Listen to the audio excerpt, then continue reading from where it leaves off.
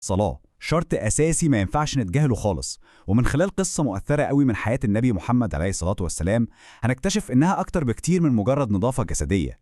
لا، دي استعداد روحي عميق عشان نقابل ربنا.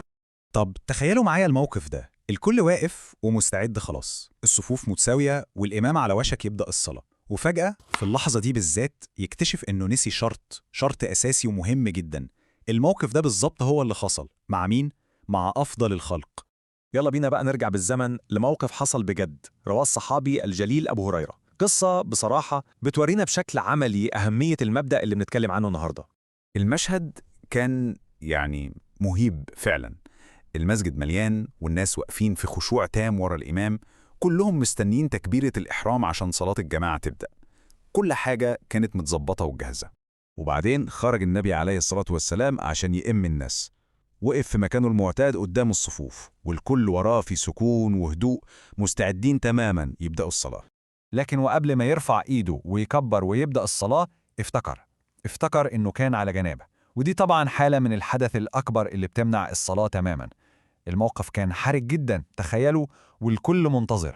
ومن غير أي تردد النبي التفت للمصلين وقال لهم كلمة واحدة بس واضحة وحاسمة: مكانكم. أمره بسيط قوي، لكنه بيبين قد إيه الموقف كان مهم ومستعجل. وعلى طول رجع بيته بسرعة واغتسل الغسل الشرعي الكامل، ورجع تاني للمسجد وشعره لسه بينقط مية. وقتها بس كبر وبدأ يصلي بالناس. القصة دي مش مجرد حكاية بنحكيها، لأ، دي درس عملي لينا كلنا. طيب القصة دي بتدخلنا في صلب الموضوع على طول. ليه النبي وقف كل حاجة عشان يرجع ويغتسل؟ إيه هي القاعدة الأساسية هنا؟ الإجابة على السؤال ده هي اللي بتوضح لنا مكانة الطهارة في العبادة في الإسلام، وإنها أبداً مش حاجة ثانوية أو ممكن نتهاون فيها. عشان نفهم أكتر لازم نعرف يعني إيه الجنابة. ببساطة دي حالة بتصيب الإنسان وبتمنعه من إنه يعمل عبادات معينة زي الصلاة، والحل الوحيد عشان الحالة دي تترفع هو الطهارة الكاملة. وهنا بقى النقطة الحاسمة. الموضوع ده مش فيه نقاش أو خلاف، زي ما بيوضح الإمام النووي في إجماع تام بين كل العلماء إن الصلاة من غير طهارة دي حرام، والصلاة نفسها باطلة، مفيش أي استثناءات في صحة الصلاة. طيب بما إن الصلاة من غير طهارة باطلة، إزاي بقى الواحد يستعيد طهارته عشان صلاته تكون صحيحة ومقبولة؟ الحل لحالة الجنابة دي هو حاجة اسمها الغسل، وده مش مجرد شاور أو حمام عادي، لأ، ده اغتسال بنية التطهر عشان العبادة، وبيشمل إن المية توصل للجسم كله. الغسل هو اللي بيرجع الشخص لحالة الطهارة المطلوبة دي. يعني الفعل ده بيخلي المسلم جاهز مش بس جسدياً، لأ وروحانياً كمان، عشان يقف بين إيدين ربنا ويصلي بخشوع وصفاء ذهن. تمام. ده بيودينا بقى لسؤال تاني مهم. كلنا بشر وبننسى، ده طبيعي. طب إيه اللي بيحصل لو واحد صلى وهو ناسي إنه مش على طهارة، زي ما حصل في بداية القصة مع النبي نفسه؟ ده سؤال واقعي جدا وبيحصل كتير. هل النسيان بيغير الحكم؟ هل الشخص بياخد ذنب في الحالة دي؟ وهنا الفقه الإسلامي بيفرق تفريق واضح جدا. اللي بيصلي قاصد وهو عارف إنه مش على طهارة ده بيرتكب ذنب كبير قوي، لكن اللي بيصلي وهو ناسي خالص فده ما فيش عليه اسم، الحمد لله.